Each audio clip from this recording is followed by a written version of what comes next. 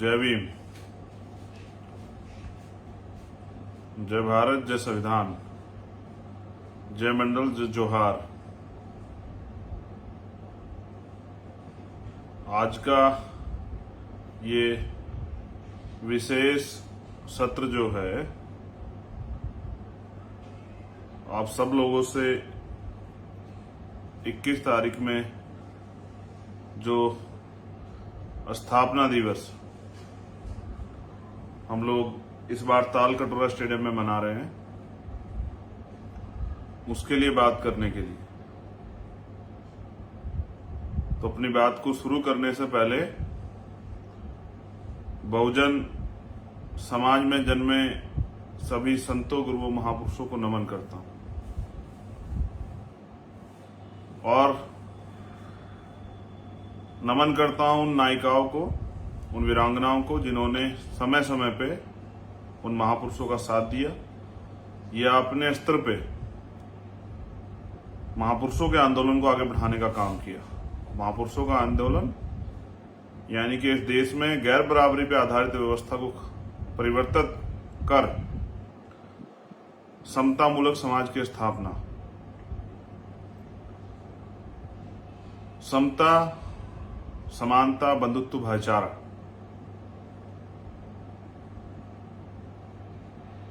साथियों महापुरुष तो इतने सारे हैं कि अगर मैं महापुरुषों के को नमन करने लग जाऊं तो 5 से 7 मिनट लाइव की नमन में ही चली जाएगी। लेकिन लड़ाई बड़ी महत्वपूर्ण है और हम लोग उस दौर में हैं जहां एक तरफ इस देश को बांटने वाली विचारधारा की जो ताकत है वो बढ़ रही है। उनका इस देश की एडमिनिस्ट्रेशन उस पर अघोषित कब्जा है। इस देश की IB, CBI, ED, income tax पर अघोषित कब्जा है। उनके दल की सत्ता है, सारी मीडिया पे उनका कब्जा है और उसके साथ साथ इस देश की जुडिशरी जो सुप्रीम कोर्ट और हाई कोर्ट है वहां के द्वारा जो डिसीजन होते हैं, आप इस बात को देख सकते हैं कि कई ऐसे पेंडिंग मामले पड़े हुए हैं जिन पे हम लोग प्रयास कर रहे हैं कि उनको कोर्ट में सुना जाए, लेकिन आज तक उन पे कोर्ट में कोई चर्चा नहीं होती है। वहीं कोई भी राजनीतिक मामला और वो भारतीय जनता पार्टी जुड़ा हुआ हो, वो सरकार बनाने का, सरकार गिराने का या और कोई ऐसा इशू हो या मीडिया उनके जो चाटुकार मीडिया उनसे जुड़े लोग का हो, तो उस पर तत्काल 1 दिन बाद ही सुनवाई होती है। ये देश की न्यायपालिका का चरित्र है। तो आधुनिक भारत में जन्मे जो महापुरुष हैं, जिनमें राष्ट्रपिता ज्योतिबा फूले, छत्रपति साहू जी महाराज, विश्व रत्न डॉक्टर बाबा साहब भीमराव अम्बेडकर,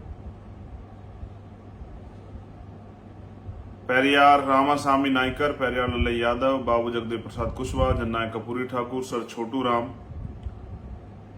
मान्य कुंभाराम आर्या जी, धन सिंह कोतवाल, उनके साथ महामना रामस्वरूप वर्मा, संतराम बीए, मेरे रहबर, मेरे आदर्श मान्यवर साहब श्री काशीराम, मां रमाबाई, मां अहिल्याबाई होलकर, मां अवंतिकाबाई लोधी, मां उदादेव पासी, मां छलकारी बाई, मां फातिमा शेख, मैं आप सबको भी नमन करता हूं। साथियों, जब 2014 में भारतीय जनता पार्टी की सरकार केंद्र में आई और हम लोगों ने ये महसूस किया कि अब भारतीय संविधान के साथ छेड़खानी या उसको कमजोर किया जाएगा, तब 21 जुलाई को भीम आर्मी भारत एकता मिशन की स्थापना हुई।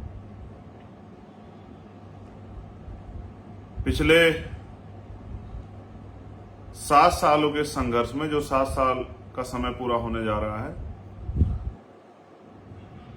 भीम आर्मी के कार्यकर्ताओं ने, भीम आर्मी के पदाधिकारियों ने बहुत ईमानदारी से काम किया।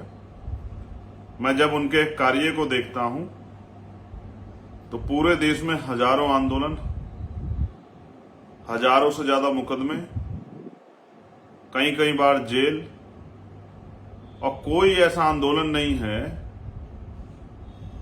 जो अन्याय के खिलाफ हुआ हो, अन्याय के खिलाफ ना हुआ हो। जब भी अन्याय कहीं हुआ है, भीम आर्मी के साथियों ने बहुजन समाज के लिए अपनी जान की परवाह न करते हुए आंदोलन में भाग लिया। चाहे वो किसानों का मामला हो, चाहे सीए एनपीआर एनआरसी का मामला हो, चाहे नेमावर का मामला हो, चाहे उड़ीसा का, छत्तीसगढ़ का मामला हो, चाहे चूरू का, थाना गाजी का मामला हो, चाहे 2 अप्रैल जैसा मामला हो, चाहे प्रमोशन में रिजर्वेशन का मामला हो, चाहे रोस्टर का मामला हो, कोई ऐसा मामला नहीं है। अभी तो एक आंदोलन में मैं जो सीएचए का आंदोलन में सीएचए के भाई बहनों से भी कहूंगा, चिंता मत कीजिए, बहुत जल्द आपके आंदोलन को भी ये स्थापना दिवस के बाद धार दी जाएगी और आपकी लड़ाई भी, रीट के बच्चों का भी बार बार वहां संदेश आ रहा है, रीट के बच्चों की भी लड़ाई लड़ी जाएगी, और भी जो अन्य इश्यूज हैं वहां पर, उन सबकी लड़ाई जो है लड़ी जाएगी। आप चिंता ना करें, मेरे संज्ञान में धीरे धीरे सभी मामले आ रहे हैं। तो मैंने देखा कि ना तेल की परवाह, ना धूप, आंधी, तूफान, सर्दी, किसी चीज की परवाह। लोग सामाजिक काम भी सुविधा अनुसार या फिर अपना फायदा नुकसान देख के करते हैं, लेकिन मैंने देखा कि भीम आर्मी भारत एकता मिशन का जो कार्यकर्ता पदाधिकारी, यूं तो हजारों संगठन बने हुए हैं, लेकिन ये एक ऐसा संगठन है जिसने दिन रात, ना दिन देखी, ना रात देखा, ना सुबह देखी, ना शाम देखा, ना साधन देखा, ना कुछ देखा। मैं एक एक कार्यकर्ता का धन्यवाद करता हूं। आज मैं जो कुछ भी उन्हीं की वजह से हूं। मैं टाइम्स मैगजीन में अगर मुझे अवसर मिलता है तो भीम आर्मी कार्यकर्ताओं की मेहनत है। अगर पाली में इतना बड़ा आंदोलन होता है तो ये राजस्थान के हमारे कार्यकर्ता साथियों की, हमारे नेताओं की मेहनत है। अगर नेमावर में आंदोलन होता है इतना बड़ा, तो ये हमारे मध्य प्रदेश के जो साथी हैं उनकी मेहनत। तो आप लोगों ने भरोसा किया और इतना सम्मान दिया, जिसकी बदौलत टाइम्स मैगजीन में जो है अवसर मिला। सरकार की गलत नीतियों के कारण मैं वहां शामिल नहीं हो पाया, उन्होंने मेरा पासपोर्ट नहीं इशू होने दिया।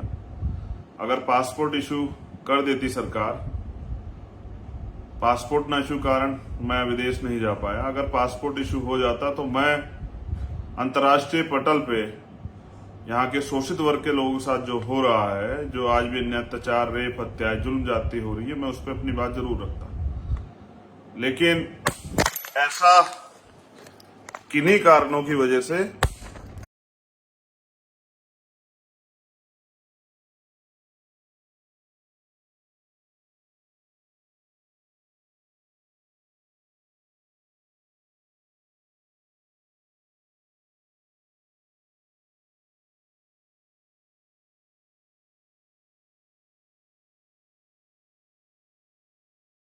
जैसा आप सब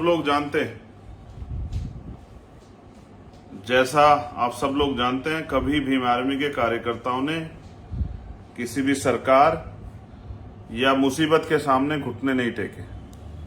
इसलिए मुझे मैं गौरवान्वित होता हूं इस संगठन का हिस्सा होने के कारण, इसका एक कार्यकर्ता होने के कारण। साथियों, 21 तारीख को स्थापना दिवस ताल कटोरिया स्टेडियम दिल्ली में मनाया जा रहा है। उसका एक कारण, क्योंकि लंबे समय से हम लोग काम कर रहे हैं। मैंने 2022 के इलेक्शन के बाद बहुत कुछ सीखा और मेरी समझ में आया कि जहां कैडर नहीं होता वहां क्राउड होता है। तो जितनी मेहनत आपने की, मैं समझता हूं कि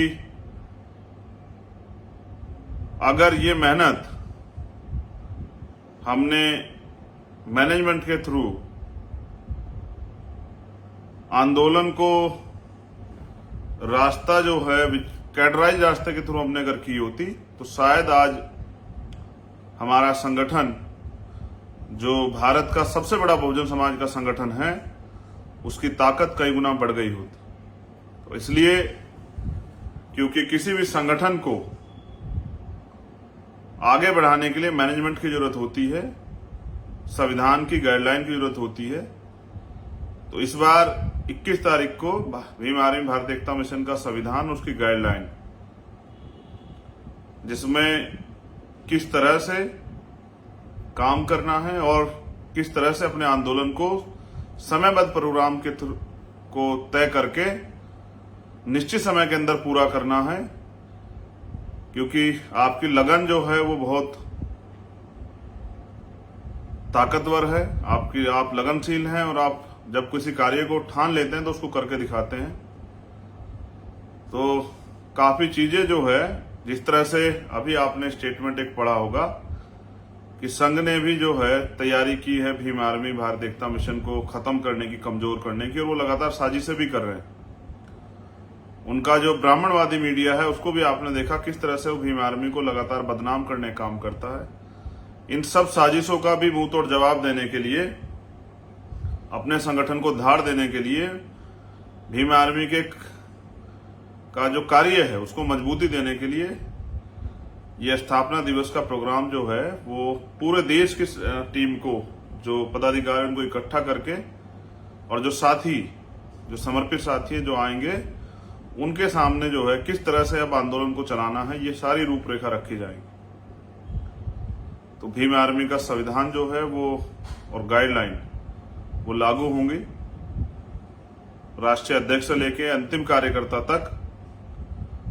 तो दूसरा, मैं आप सबसे अपील भी करूंगा कि पेन और कॉपी भी जरूर लेके आनी। हर कार्यकर्ता को, हर पदाधिकारी के पास पेन और कॉपी होनी चाहिए, कि उनके द्वारा उनको जब वहां कोई गाइडलाइन दी जाए तो वो अपनी गाइडलाइन को नोट कर लें और उसी के अनुसार कार्य करें। तो जिस तरह से मैंने आपको बताया कि संघ के लोग जो हैं भीम आर्मी के खिलाफ, भीम आर्मी को कमजोर करने के लिए साजिश कर रहे हैं, जिस तरह से बामसेब को कमजोर करने के लिए बामसेब को तोड़ा गया उस समय के प्रधानमंत्री के द्वारा, अब इस तरह से भीम आर्मी को कमजोर करने के लिए भीम आर्मी के खिलाफ भी साजिशें जो है संघ के द्वारा की जा रही हैं। उन साजिशों से खबरदार होकर अपने आंदोलन को मजबूत करने के लिए अब 21 तारीख को स्थापना दिवस है, तालकटोरा स्टेडियम दिल्ली। मैं आप सबसे अपील करूंगा कि आप लोग वहां जरूर पहुंचे। ये लड़ाई अब अंतिम दौर में है। एक तरफ वो अपने एजेंडे पे काम कर रहे हैं जिसमें इस देश को धार्मिक राष्ट्र बनाने की बात करते हैं, इस देश के संविधान खत्म करने की बात करते हैं। वहीं हम लोग इस देश के संविधान को मानने वाले जो लोग हैं, वो संविधान की रक्षा, जिसके लिए भीम आर्मी का निर्माण हुआ, और संविधान को किस तरह से लागू करा जाए, इन बातों पे भी एक बड़ी चर्चा जो है उस आंदोलन में होगी। पूरे 22 स्टेट, 23 स्टेट में जो हमारी टीम है, उनसे भी आपस में जान पहचान मिलने का और उनके काम के तरीके को देखने का अवसर आपको मिलेगा। तो इन्हीं मंगल कामनाओं के साथ कि आप सब लोग 21 तारीख को तालकटोरा स्टेडियम सुबह 10 बजे इस तरह से चलें, क्योंकि एक साधन की भी दिक्कत ये आएगी कि अभी धार्मिक रूप से हिंदुओं के जो त्योहार है कावड़ का, उसका भी कार्यक्रम चल रहा है, शुरू हो चुका है। तो हमारे उत्तर प्रदेश के साथियों को आने में समस्या आएगी, तो मैं उनसे कहूंगा कि वो ट्रेन के माध्यम से आने का प्रयास करें। अब हर साल अधिवेशन होंगे, इस बार अधिवेशन दिल्ली में है और अगली बार हो सकता है किसी अन्य प्रदेश में हो। तो अब तक जो काम आपने किया है उसकी समीक्षा भी होगी और आगे कैसे काम करना है इसके लिए गाइडलाइन भी जारी की जाएगी। तो मैं आपसे अपील करूंगा कि आप सब लोग पहुंचे 21 तारीख को सुबह 10 बजे। और जो लड़ाई अब कठिन हो चली है, क्योंकि संघ और बीजेपी के लोग पूर्ण रूप से सत्ता में ताकतवर तरीके से हैं और वो भारतीय संविधान और यहाँ जो अधिकार शोषित वर्ग को मिले उनको खत्म करने का प्रयास कर रहे हैं। उसके खिलाफ इस लड़ाई को चरणबद्ध तरीके से और मजबूती से लड़नी है। इसलिए मैं आपसे अपील करूंगा कि आप सब लोग पेन कॉपी लेके और आंदोलन या स्थापना दिवस का जो प्रोग्राम है उसमें शामिल, उसके गवाह बनने के लिए जरूर पहुंचे। बहुत सारी जगह ऐसी जहां मैं खुद नहीं जा पाया हूं, उनके वहां के भी साथी आएंगे, उनसे मिलने का मौका मिलेगा। तो आप सभी के लिए मंगल कामनाएं। और मेरा ये संदेश भी आपको है कि आपको एहसास होगा कि इस बार भीम आर्मी कितनी ताकतवर तरीके से काम करेगी। आने वाले समय में इस देश में शोषित वर्ग के खिलाफ कोई भी सरकार, इस देश के SC, ST, OBC और माइनॉरिटी के खिलाफ कोई भी गलत नीति बनाने, गलत कानून बनाने से पहले यहाँ की सरकारें 1000 बार सोचेंगी। इस तरह की तैयारी भी इस बार हमारी राष्ट्रीय कोर कमेटी की टीम ने कर ली है। मुझे विश्वास है कि इस बार का राष्ट्रीय अधिवेशन भारत में बहुजन समाज को एक नई दिशा देगा और बहुजन समाज के आंदोलन को ताकतवर बनाएगा। मेरा यह भी विश्वास है कि जितनी ताकत से अब तक हमारे साथियों ने काम किया वो दुगनी ताकत से आने वाले समय में काम करेंगे, क्योंकि अब जो कार्य होगा वो अनुशासन में और वर्तमान की समय परिस्थितियों को ध्यान में रखे होगा। तो बहुत बहुत धन्यवाद। आप सभी के लिए मंगल कामनाएं। आप सभी साथी स्थापना दिवस के प्रोग्राम में जरूर पहुंचे, वहीं आपसे मुलाकात होगी। और जो अन्याय आपके आसपास हो रहा है उसको कैसे रोका जाए, उस पर भी काफी चर्चाएं जो हैं इस बार होंगी। बहुत बहुत धन्यवाद। जय भीम, जय भारत, जय संविधान, जय मंडल, जय जोहार।